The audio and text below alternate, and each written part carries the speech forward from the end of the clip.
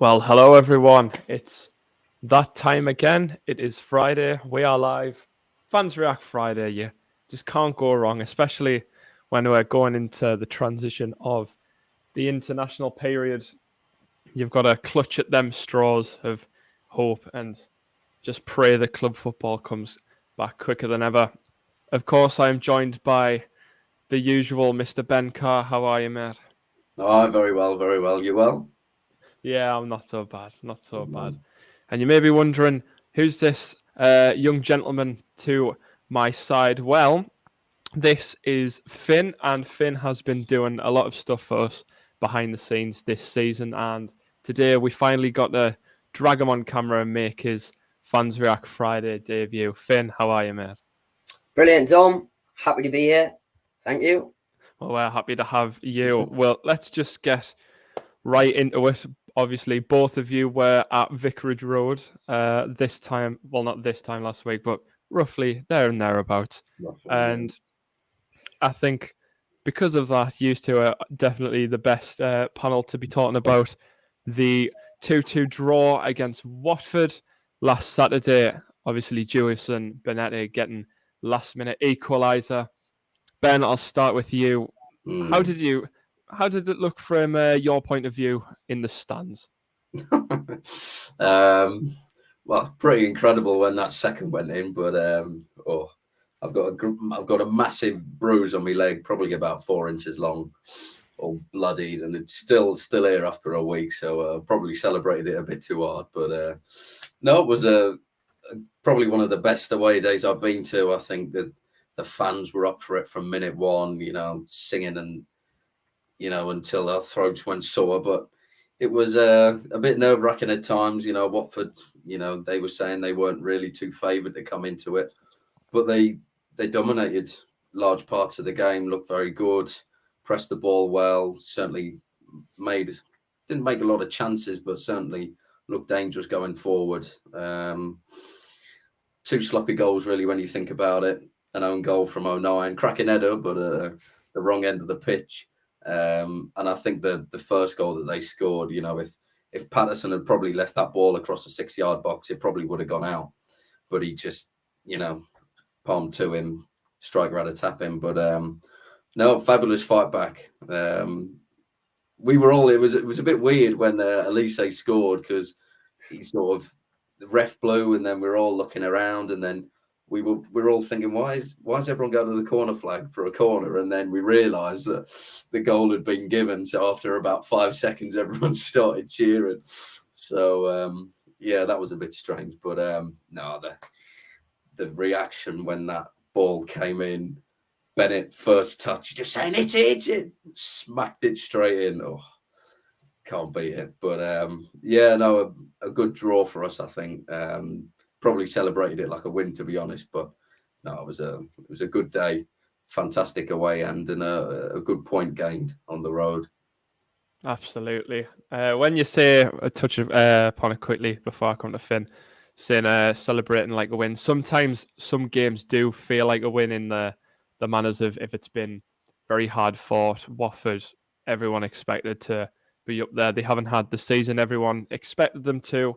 10 games in, but you've got to think Vicarage Road is a hard place to go for any team. Never mind someone who could come the tail end of the season be a promotion rival. Obviously, we won't know where we are until those games do come along. Finn, how did you find the game at Vicarage? Like I say, hard fought. Anything to add towards Ben's comments? Yeah, agreeing with Ben. It was a hard fought game. I thought first half we'll come out. We weren't in the game from the start. They had a very big physical striker in Davies up front, and I thought it was quite bizarre. We had Luke 09 marking Davies, and he was just bouncing off him. Yeah, really strong physical striker. Created a lot of problems for us, and then yeah, they got the goal. Agreeing with Ben. Pato, maybe. Did he need to touch that?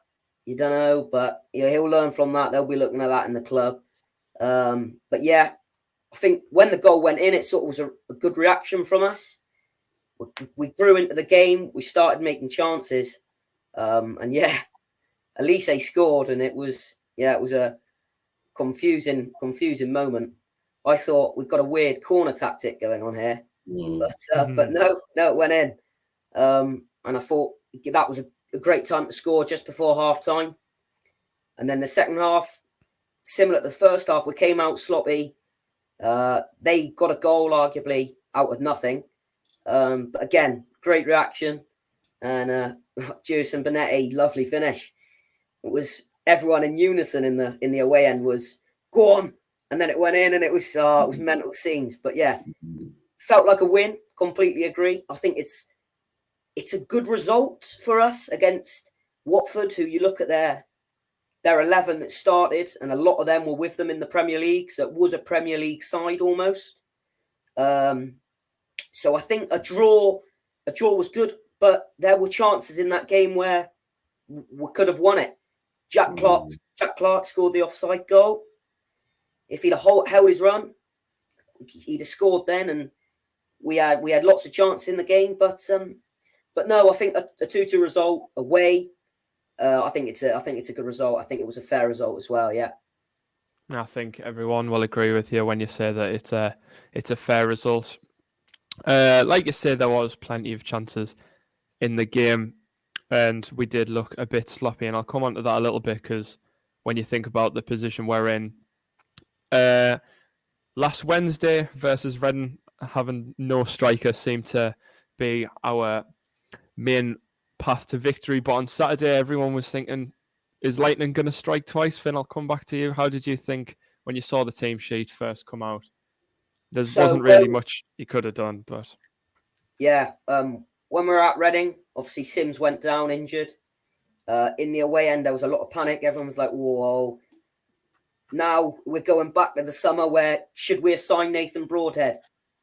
Everyone was saying that, we've not got a striker, but no, I think it's great work from Tony Mowbray. He plays Pritchard up front, and it made us play it on the deck. It made us keep the ball on the floor, and yeah, well, it was pure class. It was like watching Barcelona play. It was brilliant. Arguably scored the goal of the season. It was beautiful. But yeah, it was a worry coming into Watford, who we knew were going to be a physical side. But there were rumours that Sims was okay to play, but he didn't. And I did think in the first half of the Watford game, we were trying to play it in the air. And, Pritchard's tiny. He's not winning anything. But yeah, I think we switched it up a little bit. It wasn't so much hoofball to Sims, bringing it down off Sims and playing off him. It was more we were playing into the channels, getting through the channels. But I did still think there was elements where we're hoofing it up and what we shouldn't have been. But it was a good lineup out there at Watford. Played very well, but yeah, it's a luckily we've had the weeks off now for them to come back and hopefully hit the ground running again for Preston. Exactly, that's just how you've got to look at it. They'll be back and fit, hopefully, by the time we play Preston next Saturday. Ben, I'll ask you the same thing about how we came in with Pritchard and Embleton as maybe it's like not false nines and not strikers, but you've got to make with what you have, really. Yeah, it was a surprise in a way, but then also I could see why, the team was the same. I think Mowbray, he was trying to, I don't know, maybe he was trying to play it a bit in the conference saying, we're not sure if he's fit. So I don't know if it was a bit of a tactic to try and keep Watford thinking, is Sims going to start or are they going to go with Pritchard? But it was a weird one, first half especially, I can't believe how much we gave the ball away. We were trying to play through all these nice passes and all these little deft touches that we were doing on Wednesday night against Reading, and it just wasn't coming off. And there was about 5 or 6 times where you just think, it was just like groan after groan. We'd get on the ball and then we'd give it away and get back on the ball, knock it around, give it away again. And I think we got a little bit lucky in that respect because, Watford quite dangerous going forward. If they had, Ismail Assar alongside Pedro, up front, it could have been a very, very different game. But yeah, it was a strange one. Pritchard, he did his best. Him and Embleton, I think, they did okay. Not as sort of, well, I think that probably the confidence had gone a little bit as the game gone on. I think they both realised that we're not really clicking as much as we want to here. But sort of last 10 minutes when the young boys came on, just seemed like a completely different team. Everything started clicking. Roberts looked dangerous on the right. Players getting themselves in good areas, and Bennett did that for his goal. So, yeah, interesting one, Watford. But no, how about Preston? A couple of weeks' time, Sims back and ready to. Yeah, we need that big physical presence up front and defending as well. So yeah, we're looking forward to getting back. The injuries that we're gonna no longer have to worry about will be a huge relief going into the season. But when you look at it, when you think about the people and the characters that we are missing throughout injury, and we're still managing to hold our own in the games, surely that's a positive to be looking at. Especially, I remember when Ballard got injured against QPR, and a lot of people were thinking, "Oh well, if we don't bring in someone else at the back, we could be curtains here." But to be fair, I think we've really come to our own. Especially Elise in the last two games has completely come into his own. I think a lot of people would agree with us that during pre-season he wasn't looking very convincing, and then that Sheffield Wednesday game in the Carabao Cup, along with a lot of other players, was kind of his game to be written off as a flop 2 games in. But so far, he's proved us wrong. I think he was worthy of man of the match on Wednesday, and to get his first goal, even though it wasn't the most visibly pleasing goal, it doesn't really matter how you score them at the end of the day if you're a footballer. And like you mentioned there, Ben, the use of subs. When you look at the difference between how Mowbray's using subs and how someone like Alex Neil or Lee Johnson would be making subs, it seems a lot more tactical, a lot more sensible. Like, believe it or not, like he knows what he's doing with the substitutions, and the fact that we've got, I'm pretty sure we said this the other week, the fact we can look to our bench and we can see exciting players, and we can look to our starting 11 and see a good 11. It's just exciting times to be a Sunderland fan. And I'll quickly ask you both, Ben, I'll stay on you, about how you think Mowbray's tactics are holding up so far. Yeah, interesting. I don't know if you've listened to the podcast, the SAFC Unfiltered with Speakman that came out yesterday, but quite interesting what he's sort of talking about with Mowbray, coming in with the squad and everything. But Speakman originally started saying, look, we played to do a 4-3-3. He said that's what we wanted to do, but at the start of the season, 3-5-2 was working. So we stuck with that until we had to change. Obviously, with Stewart going injured, now it's all changed, and I think the 4-3-3 seems to be working well. But yeah, you look at Neil, and there'd be games where we'd think, oh, just make a sub, will you? Just change something. And then like the 87th, 88th minute, you'd be thinking, oh, bring someone on for the last 5. You think there's no point. Might as well have just left him on the bench. But Mowbray, I don't know, he's got a little bit more of a nous than Neil, but you could tell Dan Neil looked a bit, not one of his better games. He said, right, get Neil off, put Diallo on, Barr, Bennett, and made a massive difference. Really, really made a good difference. So, yeah, I think if we just try and sharp up a little bit, I'm sure in training when the boys get back from international duty, we'll be trying to do a few drills on retaining possession and all of that sort of thing. But no, like you just said before, Dom, it's exciting. That bench at Watford, 5 attackers, 1 defender and a keeper. So, he's certainly going out to try and win every game, even if the starting 11, the changes that he makes, he certainly wants to do that. So, yeah, long may it continue. Absolutely. Just 100%, like you say, it's exciting times. Finn, I'll ask you the same thing. In comparison to managers prior, I think his age and his experience is really coming into fruition with Mowbray, with how he's been handling in-game situations and the substitutions?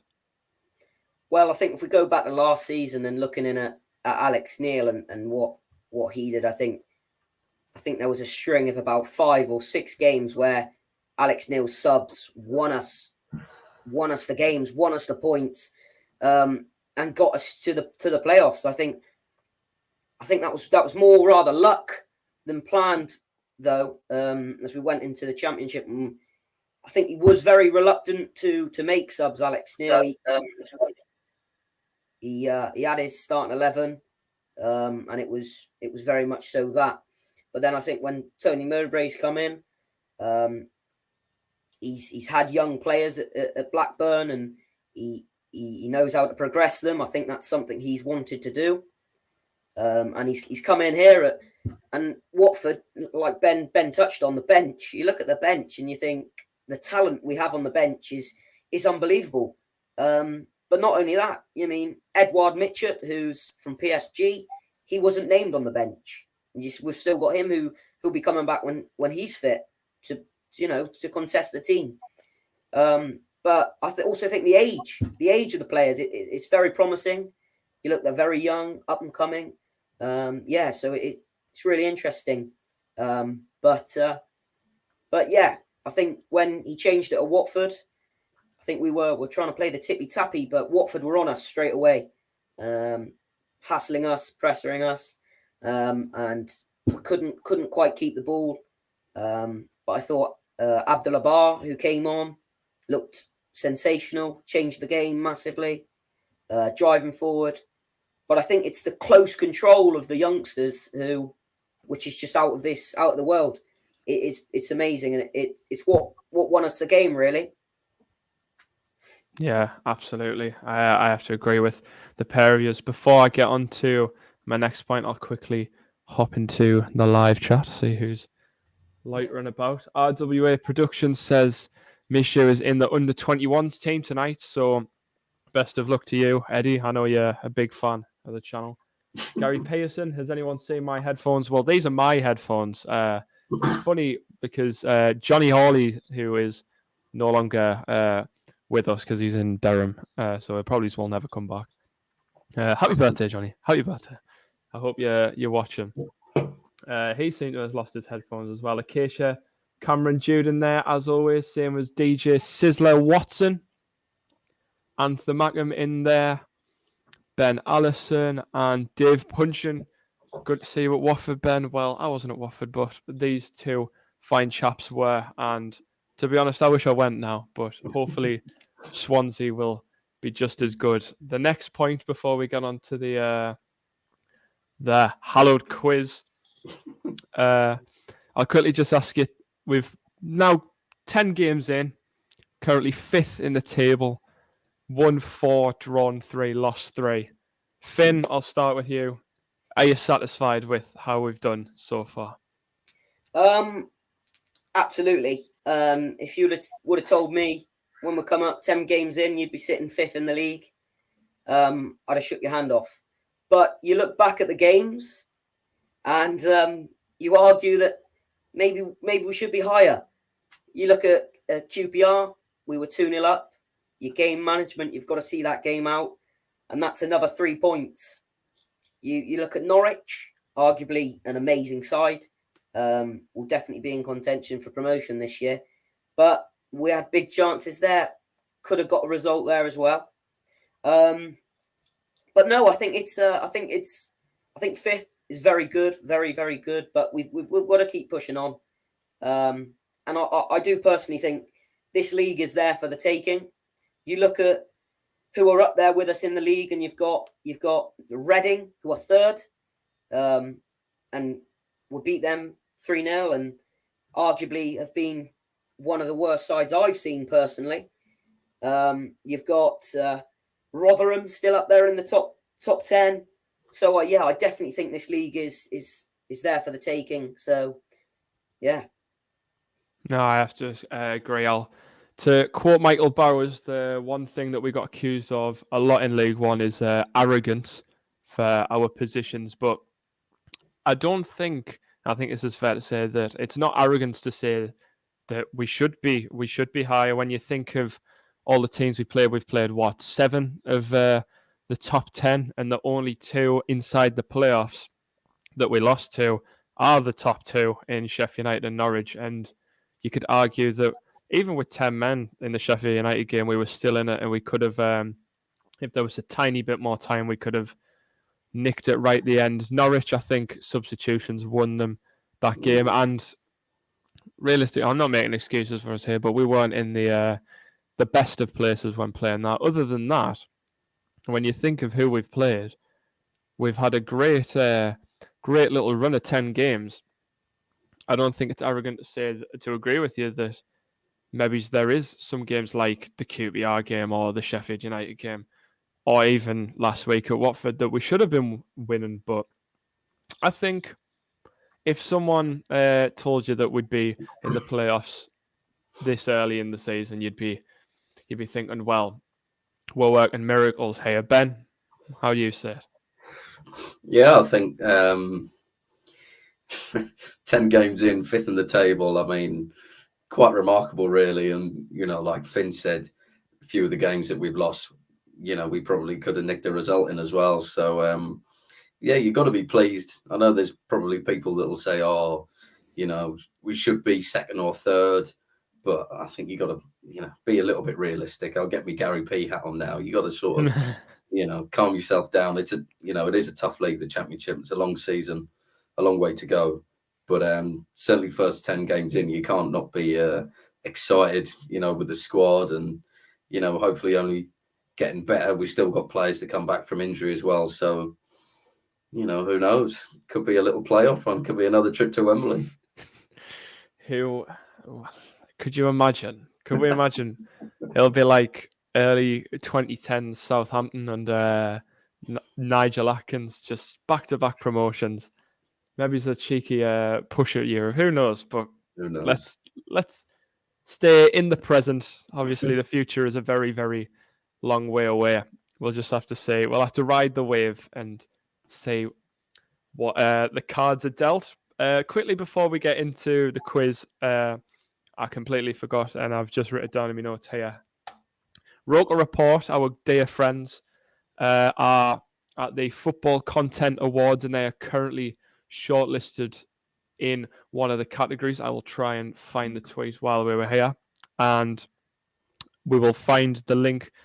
It would mean a lot to not only us here at Fans React, but also I think the whole of the Sunderland community can agree that Roker Report do a lot for the fan base, and they speak a lot of truth, even when our Benjamin isn't representing us. But it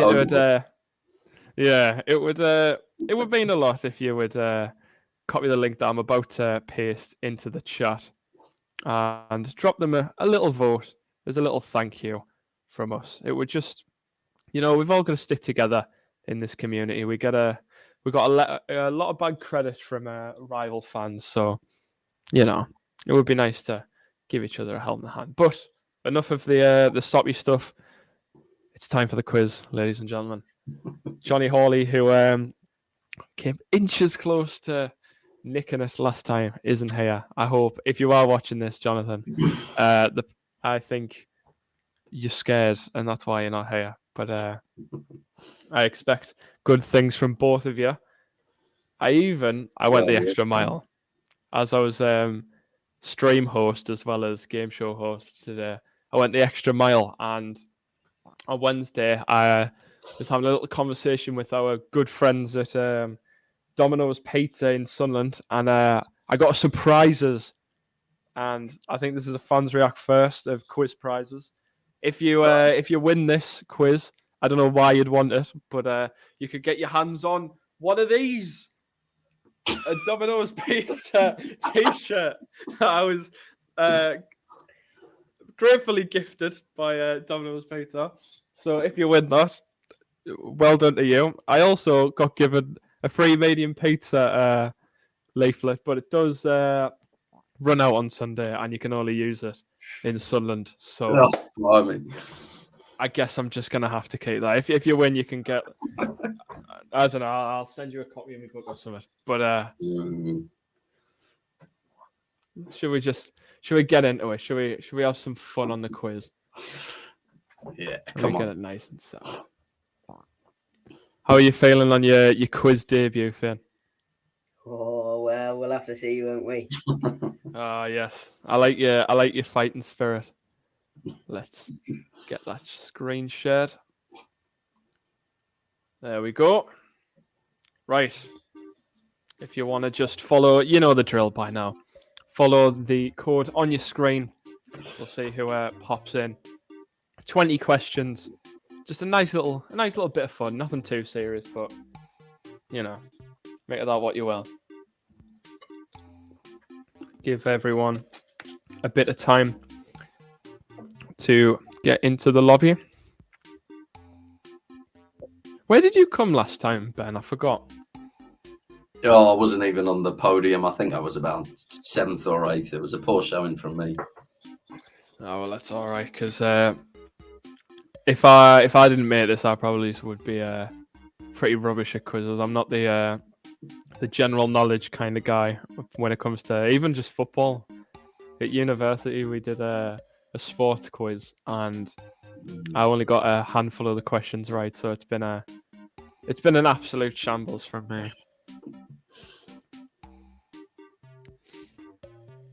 Tom's mic. Which one of yous was that? Is that the new Johnny's headphones? My microphone now. Yeah. Shocking from you.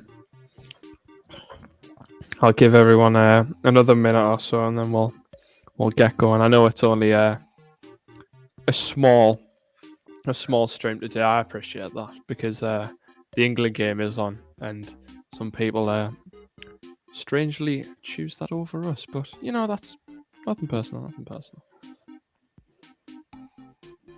I'm happy to get going if you two are, and everyone at home, of course, you're involved as well. Let's get this show on the road, shall we? Oh well, we're Best of luck. guaranteed a place on the Yes. podium now. Best of luck to both of you and to you at home. Let the games begin. Question number 1. Let's see if you remember from last week who was listening. Which Indian state does Danny Bhart's father hail from? You should all be getting this on. I'm not going to try and pronounce it either, because I don't want to offend anyone. Right, who put that? Who put Uttar Pradesh? It's shocking. Of course, it's Punjab. Everyone should know that. I was actually looking more into it after Alex's stat completely mind-boggled me. In 2017, he was, quote, left frustrated by the Asian Federation's regulations on playing and representing the national team. So basically, I did a bit of digging. To represent India, you must be an Indian resident for over 2 years, and you have to be a current one. So obviously, with him playing at Wolves at the time, that was going to be a little bit difficult for him to do. So another fun fact: Michael Chopra, who don't throw stuff at me, he also attempted to play for India whilst playing for Cardiff. So just shocking. There you go. There you go. There's a little bit of trivia for you. Tom's mic currently leading the way, as it should. Good lad. Question number 2. Gets a little bit harder from now on. How many current Sunderland players are eligible for multiple nations? Well, you know it's 1, obviously, with our mate Daniel Bart. Is it 8, 9, 10, or 11? It is, in fact, 11. Oh. I'm actually quite shocked. Nobody got that. Should we go through them? Yeah, go on. So you've got 3 who don't currently represent England who could. You've got Ballard, who's Northern Irish, Bailey Wright, who's Australian, and Niall Huggins, who is Welsh. They're all eligible to play for England. But Wright is obviously going to the World Cup, and those 2 are unfortunately missing out. No hard feelings, boys. Sirkin and Gooch can represent the Republic of Ireland. Gooch actually played for Ireland's under-18 squad. And Serkin, I believe, is actually eligible for 3 nations because he was born in Dublin to Latvian parents. So we've got and that's only a handful of the players. We've got obviously Bart, who can rep for India, Elise can for Nigeria. Or 9, I think this might be a bit common knowledge, or maybe this is because I'm just in the fan club. Luke 9 can actually represent Singapore through his grandfather. I didn't know if either of you knew that. His great uncle, Lim King's son, was a politician who was important to the development of Singapore. So he's actually got a bit of rich roots when it comes to Singapore. Abdullah Bar, who currently represents France, can rep Mauritiana. I've got Diallo, who is repping Ivory Coast, has an Italian passport. Dejagu, obviously German, but his parents are Kosovo Albanian. And Ellis Sims can represent Poland through his mother and Jamaica. So we've got quite a internationally sparsed squad. Yeah, certainly is.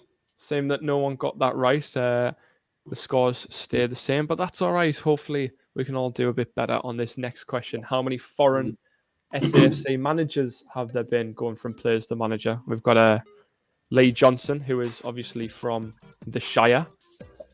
He doesn't count as one of them, unfortunately. This should be a little bit easier. 3. Yeah. It's a poor showing from the boys today. Yeah, not doing well. Not doing very well at all. I think it's a small stream, mate. We've got... It's 3 with... if you exclude the Republic of Ireland, and 6 with. So you've got Paolo Di Canio, Poye, and Advocat. I decided to chuck in Republic of Ireland because I know a lot of people would have counted that, but Question number 4. Let's hope someone actually gets this right. Which of these clubs did Tony Mowbray only manage? Borough, Ipswich, West Brom, or Celtic? Surely someone gets it right. Well, one person did get it right. Was it either of you? Yes, it was me. Got it right. Get up there, Finn. Get up there, Finn. Yes, of course. Being a Saltburn-born lad, he was obviously going to end up playing for Borough at some point. Little trip up in the Scottish Premier League with Celtic, and a little stint with Ipswich as well. So Finn now takes the lead. Can he stay up there? We'll have to see. It'll be quite a debut if he does. True or false? Sunderland are in the top 15 all-time Premier League table. Now, I didn't actually know this before I looked this up, and I was quite shocked to the result. Got Mick McCarthy's sexy stare there. A pivotal moment in Premier League history. Oh, we've got some strugglers.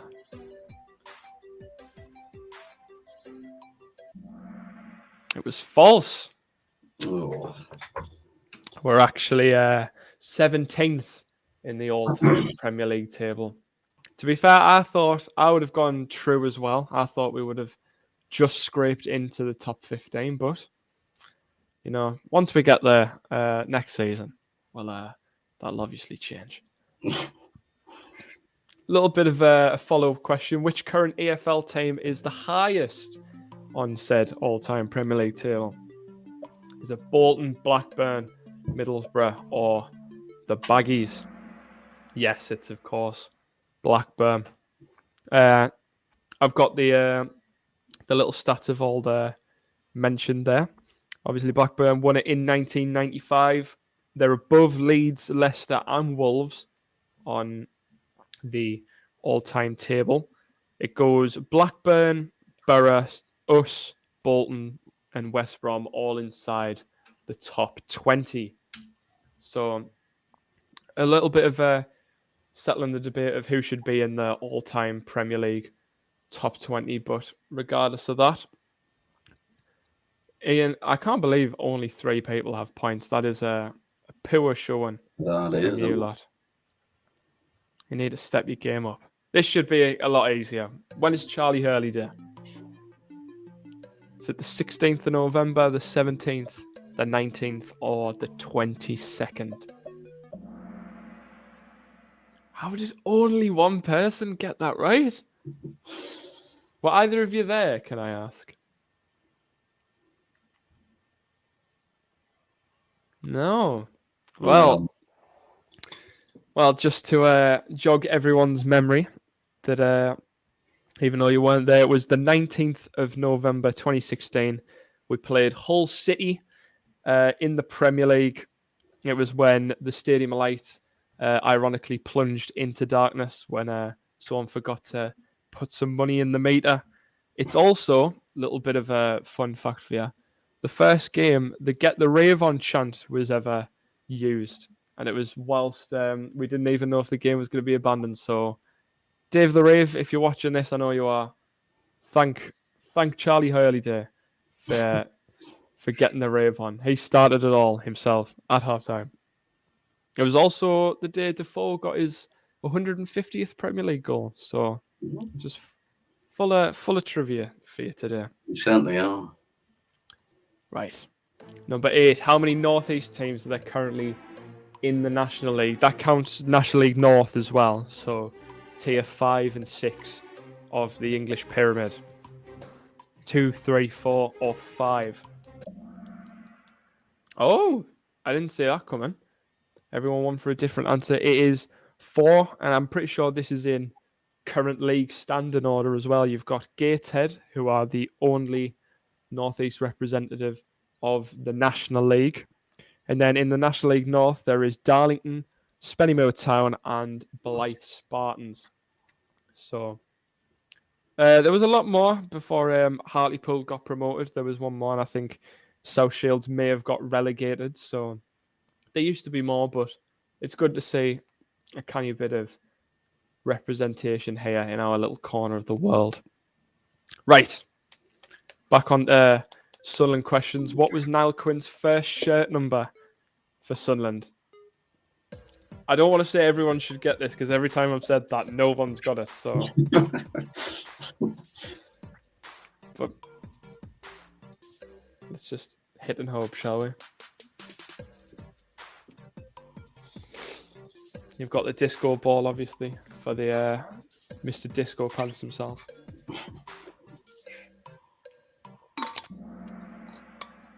Wow. Well, I must admit, boys, it's a pure shocking. It's a pure show of form from the boys today, but never. It's all right. Every now and again, you get a shambles stream, but that's okay. It's the international break. Let us off. Yeah, exactly. Yeah. It's the international break. Everyone's still in bed hoping for club football to come back. Yes, it was 17. It was also his debut season for Sunderland. Was the final season at Roker Park, and the only time he wore 17 for Sunderland. I'm glad no one actually went for 9 though. Well done on not falling for the easy answer. Finn is absolutely running away with it as well. Yeah. True or false? Her late Majesty Elizabeth II has presented silverware to the Sunderland squad. It is, of course, false. The Queen Mother did in 1937, and I looked everywhere for who presented it in 1973, but I just couldn't get anything. But from the photos that I saw of the trophy being lifted, there was no sign of Her Maj in the background. So I thought that would throw a lot of people off. It clearly has. Yeah. But Ian's son, SAFC, clearly got it right. So I'm disappointed in both of you, to be honest. If Johnny was here, How many times was Kevin Ball interim manager of Sunderland? 4, 3, 2, or 1? There we go. We're getting somewhere now. Yes, of course, twice in 2013 and in 2006, following the sackings of Paolo Di Canio and Mick McCarthy, respectively. I'm pretty sure one of those games was Luis Suarez's first game back from suspension following the bite on Ivanovic. So he was never really going to win with that squad, was he? Moving on to the next question. Which of these former Sunderland players have made the most appearances? Is it Steve Malbronk, Kenwyn Jones, Nyron Nosworthy, or Michael Turner? 3 of those 4, obviously, massive cult legends. I'm surprised no one went for Stade, because Stade was actually second. There was only a handful of appearances between it. Of course, Nyron had the most with 114 appearances. Stade had 102. Kenwyn 94 and Michael Turner only 68. I thought Turner had more than that, but Yeah, I would have thought. especially during that Bruce and O'Neilly era where there was just complete, just pewless ball. But regardless of that, we might have a bit of a quiz on our ear. Finn, you might want to step your game up, because Ian's son SAFC's got 3 correct in a row. He might be creeping onto you. Next question. Which nation has the most players, had the most players represented in Sunderland? Argentina, Brazil, Trinidad and Tobago, or the Netherlands?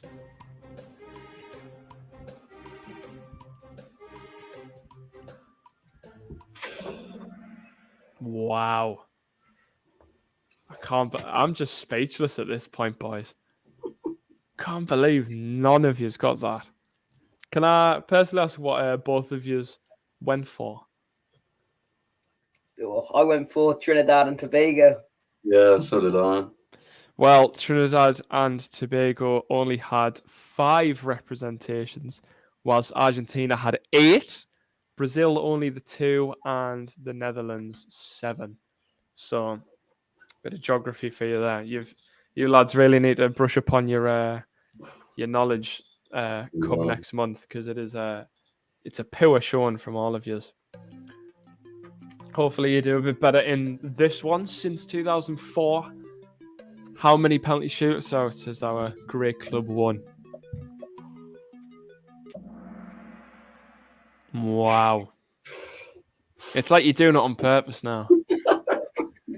You know, when, like, I think Finn would relate to this a lot, especially in modern day. You know, when you get like the supply teacher who just didn't know what he was doing, so he just whacked on a Kahoot, and then everyone was just completely, just utterly wrong, and he's just sat there going like, why did I sign up for this? It's fine. Hanny, it's all right. You can join now and you'll probably still win, to be honest. Just join the code on the bottom of your screen. Hanny, get involved. Yeah. You could win some pizza or not. Finn's still up there though. Could it be? Have we ever had a debutant ever win a quiz, by the way? I don't think we ever have. Who knows? We'll have to say true or false. Lyndon Gooch has a 100% penalty record in the championship. Bit of a trick question, this one. It's of course true. Tate 1 scored 1. So I thought if I made it sound a bit more impressive than it was, people would. One person fell for it, and that's good enough for me. No, Finn's running away with it now, I think. I think it's secured with 4 questions left. Thought I'd add some, as England are playing tonight, I thought I'd add some England questions right at the end. What's the average age of the current squad, according to Transfermarkt, a very reliable source? It is 25.7. I knew the 224 ones would cut people out. Was that either of yous? I hope so. No. Tom's mic. You know your stuff, big fella. 3 questions to go, and it'll all be done. We don't have to speak this ever again. How many England players are currently playing abroad? You got Micah Richards there, obviously. Played in Fiorentina for a bit, whilst in the England setup.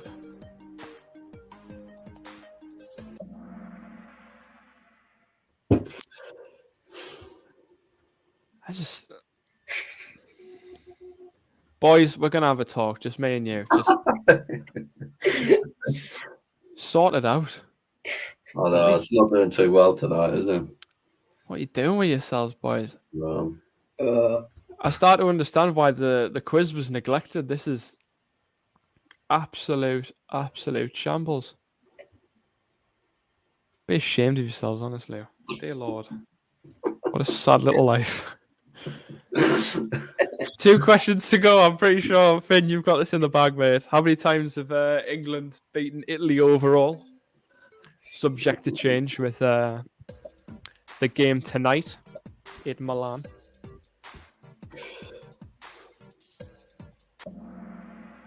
There we go. All you needed was a bit of a pep talk. And we get it going. Yes, it was only 8 times. Played 29, won 8, drawn 9, and lost 12. We won't touch upon one of the more recent games because it still hurts. That's why. Now, I wish I made this last question double points now because this would have been an interesting showing if Finn was to lose it late. But I'm pretty sure we all see how this is gonna go. I see Hanny did in fact join us, so thank you for joining. You made it into the top 5, and you were here like not even 5 minutes. So well done, boys. Well on you, Hanny. What year was the FA founded? 1860, 1872, 1879, or 1863? One for you historians out there. I'd be interested to see how many people get this right, actually. Because I know for a fact if I didn't already know the answer, I wouldn't have got this. 2, 1. See. I knew no one would go for 1879. I had only that much faith in you. But yes, the 26th of October, 1863, the Football Association was founded in London. And it's done all right. It needs to sort out its obsession with Alice Band refs, though. They need to add that to the rule book. Finn, well done to you, mate. Well done to you. I know you'll see why I'm congratulating you when you say the next question. True or false, is it coming home? Surely everyone should know the answer to this. It is, of course. Excuse me. So painfully obvious what the answer is. Especially due to the public opinion in this country. Is it coming home? Absolutely not. Well done to the person with sense in the room. If Gary, if you're not doing the quiz, I hope you would have put false as well, because you're supposed to be the wise man here. You're all deluded. It's not coming home. We're going to get tongued off the USA. No, we're not going to get tongued off the USA, but off Iran we will. So, that concludes the September Shambles quiz. My microphone coming, making the podium. Of course, well done. 9 out of 20. That's shambolic. To be a win. That's shambolic. Is this the worst quiz? That's the worst score that's ever won a quiz. It has to be. Look at it. 5 out of 20 and you get podium. I hope. You know what? I understand why the quiz has stopped. But you know what, Finn? Well done to you, mate. You've come on here for the first time, and you won a race against people with no legs, basically. So I hope you're proud of yourself.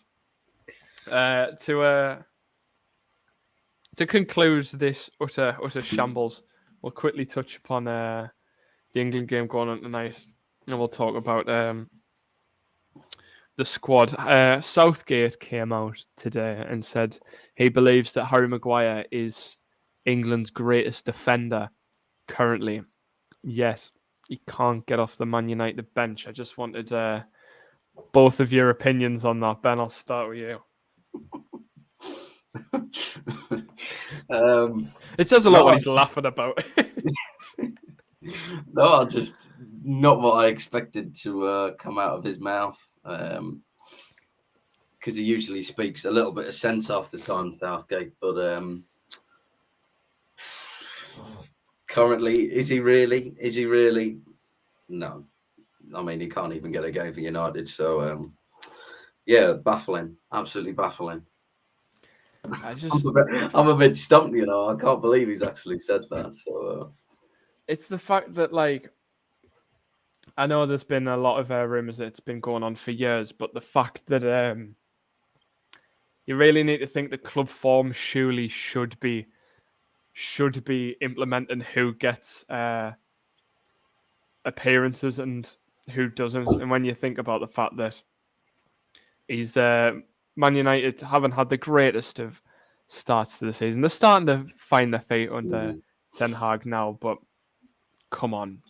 England's best defender, Finn? Well, I'm not here for the Harry Maguire slander. I think he's class. I honestly do. I agree with Southgate in my opinion. You think he's the best? Oh, he's slabhead. I stream in it. No, on a serious note, I do think he's our best defender at the minute. I think he's struggled with Man United. I think there's a lot of pressure on him at the minute. But I'm looking at the other defenders we have in the squad, and are you telling me Eric Dyer's better than Harry Maguire? I'm not saying that. Are you telling? Well, you know, there is an argument for maybe Tomori, but I think Harry Maguire's got the experience. I think. Who would you say is better than Harry Maguire in the England setup now? Then, personally, I know Maguire's playing in a better league. I do think you do have to admire Tomori's form, being playing in Champions League football as well. You've got to remember that as well. I think we haven't got that much talent at the back, really. When you think of, but on the other hand, like you say, there are some players who just seem to turn on the style the minute they put the England shirt on. One of them notably being Jordan Pickford, who isn't even in the squad. I think deservedly so. I know I'll get a lot of stick from Sunderland fans for saying that, but I do think those three keepers were the correct decision. I don't know. I think club form does have to come into it at some point. Ben, you look perplexed, mate. I am perplexed. I cannot believe you just said that. I mean, probably the primarily reason he's not in there because he's injured at the minute, isn't he? Well, there's that as well. But Pickford, I can't remember what game it was earlier on in the season. I was watching it on Match of the Day, and some of the saves he were pulling off, it was just ridiculous. I think, as much as it angers me to say Nick Pope, you know, I rated him at Burnley. I did like him as a goalie. Now he's playing for the Mags. I feel a little bit aggrieved.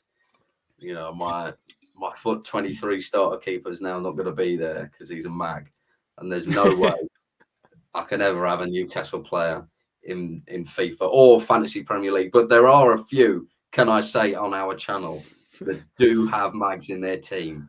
So, you know, Shambolic. I'm not going to name them. I don't want to drop them in it, but there are some. Oh, you're not. Just think differently of who they are, yeah. But the game's the game, Benjamin. I mean, the game is Tom, the you game. cannot say that you rate Henderson higher. No, I don't. I don't. All it's right. Just as long as you don't, then yeah, that's. Like I'm not stupid. I do think that if it wasn't for his injury, I think it would have been a little more tightly contested. But you know, I don't know. I just look at that squad and you think there isn't much excitement. I think the midfield. Don't get us wrong. Jude Bellingham is just a sensational footballer. But Ivan Toney getting a cap. Yeah. You've got to just look and think. There's a reason England haven't won many games since the Euros final. But you know, that's fine. Going into Qatar, I think it'll be interesting. Hopefully, England's greatest defender manages to keep his head on tonight, even though no one's going to be watching it. Well, there will be a Fans Ref Friday before the pressing game, so don't you worry. We will be back from this pit of shambolic mess we've made you sit through. Hopefully, it's a lot better when we've actually got something proper to talk about. We've got the Preston game. We've got the Alex Neil did us dirty derby coming up next next week. So that's always look forward to. Too. But on that bombshell, firstly I'll say, Finn, thank you for taking the time to make your Fans Ref Friday debut. Hopefully we'll see you on here a lot more. Thank you, Dom. Thank you. And congratulations on the quiz. Wasn't that hard, but well done. Ben, as always, thank you for coming on. Hopefully next week Johnny Hawley will be back from God's country, and he'll be giving us his great insights on everything Luke 09. But until then, it's time to end. Thank you for everyone. I'll quickly look in the chat. The Bristolian Mackham, giving a bit of Maguire slander there. Ben White, he says. So I'll just leave that with people. Finn's shaking his head. He's not happy with it. Acacia, thank you for coming out. Honey95. Mahesh Pan, thank you for coming out. Red White Army Productions. Gary P. David Punchin. Thank you all for tuning in, and we will hopefully see you next week on another edition of Fans React Friday. Take care of yourselves, stay safe, and ta-ra.